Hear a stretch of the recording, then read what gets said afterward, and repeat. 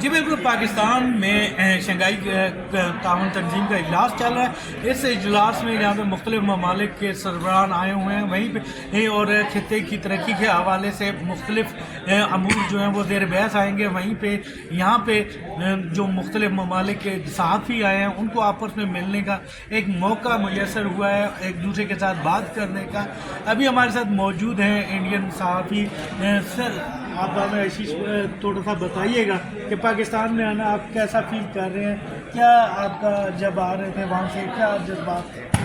नहीं, मेरे लिए तो मुझे तो हमेशा अपने घर से महसूस होता है। यहाँ पे बहुत सारे अपने फ्रेंड्स हैं। पहली बार नहीं आया हूँ मैं, पहले भी आया हूँ, तो पाकिस्तान में बहुत प्यार मिलता है, इसमें कोई डाउट नहीं है।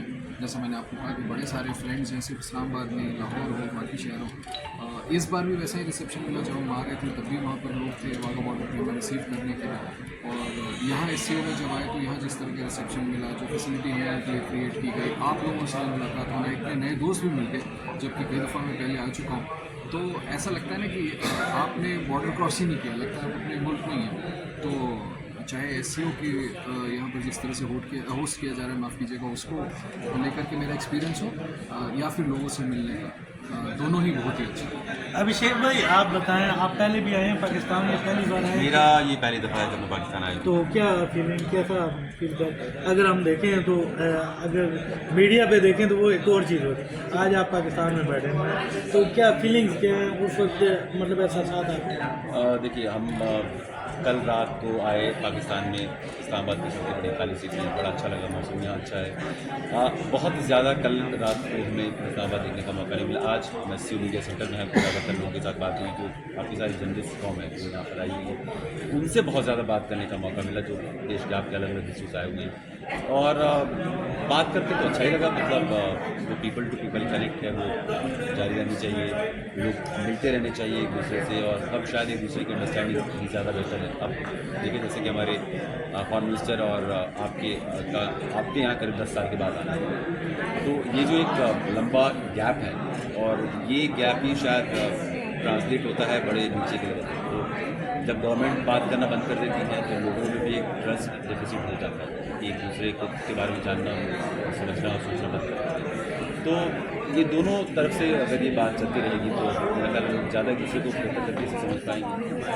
अच्छा, ये बताएं कि आप यहाँ पे हैं तो इसका मतलब यही है कि फॉरेन पॉलिसी को आप देखते हैं, तो आप महसूस करते हैं आज जिस तरह वज़ीर आज़म शहबाज शरीफ की जानिब इशारा दिया गया, वहाँ पे जो एक नज़रों का आपस में तबादला हुआ इंडियन फॉरेन मिनिस्टर और प्राइम मिनिस्टर के हवाले से, उसके बाद आपकी जो है हमारे वज़ीर प्लानिंग SN इकबाल के साथ भी टॉक हुई, तो आप क्या फील करते हैं कि ताल्लुकात खूब बेहतर हो सकेंगे? देखिए, ये बड़ा पेचीदा सा सवाल है, क्योंकि इससे पहले भी करीब 10-20 सालों से और भी सीरियस जर्नलिस्ट से देखते आ रहे हैं। तो ये तो खैर ये बहुत लंबा अरसा हो गया जब दोनों देशों के जो लीडर्स हैं वो नहीं मिल पा रहे हैं, लेकिन इससे पहले भी मिले, बहुत बातें हुई, और लेकिन वो जो पीस है वो बहुत लॉन्ग टर्म सस्टेन नहीं कर पाता। तो अगर आप आज का जो वाक़या लें कि आज जिस तरह के सेशन है उसमें मिले शहबाज शरीफ साहब से और बड़े अच्छे से मिले, हैंडशेक किया, स्माइल भी किया, दोनों 15-20 सेकंड के बाद करके प्रोटोकॉल था वो अंदर है। लेकिन क्या इसके बाद वो एक बायलैटरल टॉक्स भी हो सकती है? अगर वो होती है या फिर किसी तरीके की और पॉलिटिकल इंगेजमेंट होती है, तब हम इस चीज़ को लेकर ज़्यादा खुश हो सकते हैं कि दोनों देशों के बीच शायद कोई पॉजिटिव फॉरवर्ड मूवमेंट हुई। अगर ये ट्रांसलेट नहीं होता है किसी बातचीत में, तो कहानी शायद वहीं की वहीं रह जाएगी। और ये SCO समिट के साथ ये जो पूरा यूफोरिया है जो स्पेशली इंडिया और पाकिस्तान की मीडिया में बना हुआ है कि दोनों देशों इस मामले को लेकर क्या करेंगे, वो शायद पंक्चर ना हो जाए। वो मोमेंटम कैसे मेंटेन होगा, कैसे कंटिन्यू रहेगा, ये ज़्यादा बड़ी बात है। तो आप सिंह साहब क्या कहेंगे, जो अभी डेवलपमेंट है इसको आप किस तरह देख रहे हैं, क्योंकि आप तो एक बहुत अरसे से बीट कर रहे हैं, ये फॉरेन डिप्लोमेसी आप देख रहे हैं, तो क्या ये जो 10 साल के बाद आज एक हम कहते हैं कि सबूत टूटा इंडियन फॉरेन मिनिस्टर है, इससे पहले बिलावल भुट्टो जरदारी जो है वो गए SCO कॉन्फ्रेंस में शिरकत के लिए इंडिया, लेकिन उनके जाने के बावजूद भी हमें वो नताइज नज़र नहीं आए जो हम चाह रहे थे as a public, as a media. तो आप क्या महसूस कर रहे हैं कि कोई ये जम्मू टूटेगा और कोई बेहतरी आपको नज़र आएगी? देखिए, डॉक्टर जयशंकर का यहाँ आना एक पॉजिटिव स्टेप था। आपने ठीक कहा, बिलावल भुट्टो ज़रदारी साहब जब आए थे तो वो भी एक अच्छा पॉजिटिव कदम उन्होंने उठाया था। और यहाँ पर जिस तरह से जब शहबाज शरीफ साहब पाकिस्तान के प्राइम मिनिस्टर उनको रिसीव कर रहे थे, उसके बाद जिस तरह का हैंडशेक हुआ दोनों के बीच, जो मैंने देखा, क्योंकि आपने हवाला दिया, मैं सामने से डिप्लोमेसी कवर कर रहा हूँ, मेरे लिए उसके बड़े मायने हैं। ऐसा भी हो सकता था कि वो दूर से एक दूसरे को नमस्कार कर रहे थे, हैंडशेक हो, प्लेजेंट एक्सचेंज ऑफ वर्ड्स हो, जिसको मुझे सोर्सेज कहते हैं, गवर्नमेंट ऑफ इंडिया इसको इंटरप्रेट करती है वार्म हैंडशेक, और मेरे लिए इसके बड़े मायने हैं, विच मीन्स कि कुछ ना कुछ पॉजिटिव सिग्नल देने की कोशिश कम से कम ज़रूर आज की गई है। लेकिन अगर रिश्तों में बेहतरी होगी कि नहीं, इसका कोई आउटकम पॉजिटिव आ पाएगा कि नहीं, जैसा बिलावल भुट्टो ज़रदारी के आने के बावजूद नहीं हुआ था, उसमें थोड़ा सा प्रीएम्प्ट करने में मैं अपने आप को रिस्ट्रिक्ट इसलिए करना चाहूँगा क्योंकि एक रेड लाइन ड्रॉन है इंडिया की तरफ से। वो आप जानते हैं, जो मैं गवर्नमेंट ऑफ इंडिया का पर्सपेक्टिव आपको बता सकता हूँ कि वो चाहते हैं कि भाई क्रेडिबल और विजिबल एक्शन हो टेररिज्म का जो इंडिया का कंसर्न है। लेकिन हैविंग सेड दैट, एक प्रेमाइस तो ये विजिट सेट ज़रूर करता है। उनका आना और जिस तरह का हैंडशेक मैंने देखा है, उससे लगता ज़रूर है कि कुछ तो गर्माहट का स्कोप ज़रूर है। हम देखें, दहशतगर्दी की बात करें तो पाकिस्तान की तरफ से भी इंडिया पे यही जोर दिया जाता है, जबकि इंडिया की तरफ से पाकिस्तान पे भी ये जोर दिया जाता है। इस पर तो बातचीत होनी चाहिए, लेकिन बातचीत जब चलेगी तो जाके मामला तो बेहतर होंगे। तो अभी कल हमारे मुस्लिम लीग नून, क्योंकि इस वक्त जो है वो इक़्तिदार में है, मुस्लिम लीग नून के कायद मियां नवाज शरीफ ने बरकदार को एक इंटरव्यू दिया और उसमें भी बहुत सारी बातें हुई, तो उसको आप किस एंगल से देखते हैं?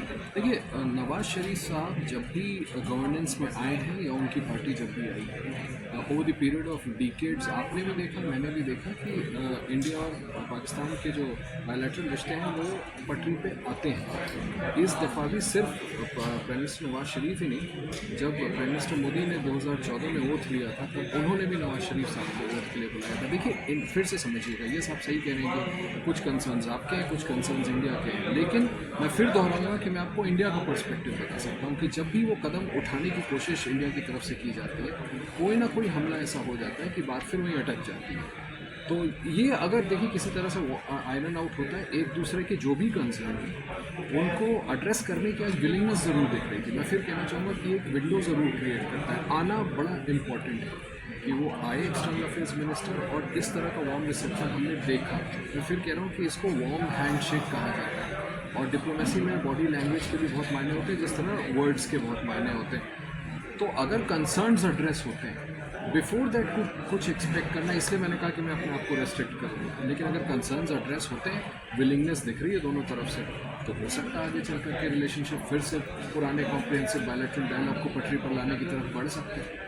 जी बिल्कुल। और आप महसूस कर रहे हैं जो 11 साल बाद पाकिस्तान आने के बाद कुछ है मेरे लिहाज से, आपके लिहाज से, आप 11 साल बाद? नहीं, मैं 11 साल बाद नहीं आ रहा। मैं 2019 में मैंने, यस, आप सिटी के अंदर इस्लामाबाद में ज़रूर गया था, इतना वक्त बीत गया, लेकिन इस बीच में 3 बार और आया था। जब करतारपुर के इनाग्रेशन के 2 दफ़ा उस वक्त आया, और एक बार जब इमरान साहब ने करतारपुर गुरुद्वारे का इनाग्रेशन किया तब आया, तब मैं लाहौर में भी आकर के ठहरा था। लेकिन यस, इस तरह से शहर में आके 4-5 दिन बिताना ये सालों बाद हो रहा है। 2015 के बाद पहली बार हो रहा है। उस समय 2015 में जब सुषमा स्वराज आई थी, ये देखिए, ये बहुत पॉजिटिव फीलिंग है। इसमें मैं ज़रूर ये कहना चाहूँगा कि यहाँ आने के बाद लगता नहीं कि आप किसी और मुल्क में हैं, और जैसा लोगों से रिसेप्शन मिलता है, जिस तरह से लोगों से प्यार मिलता है, और प्योरली दोनों देशों के रिश्तों को लेकर अगर बात करूँ तो मैं आपके फॉरेन ऑफिस के स्पोक्स पर्सन से दोपहर में बात कर रहा था, वो भी वेलकम कर रही थी डॉक्टर जयशंकर के आने का। तो कम से कम राइट नॉइजेस, डिप्लोमेसी में ये भी मानिए कि राइट बातें कहना, सही बातें कहना, राइट नॉइजेस देना भी बड़ा सिग्निफिकेंट होता है। और इस बार ऐसा लग रहा है अभी तक कि सभी चीज़ें पॉजिटिव डायरेक्शन में जा रही हैं।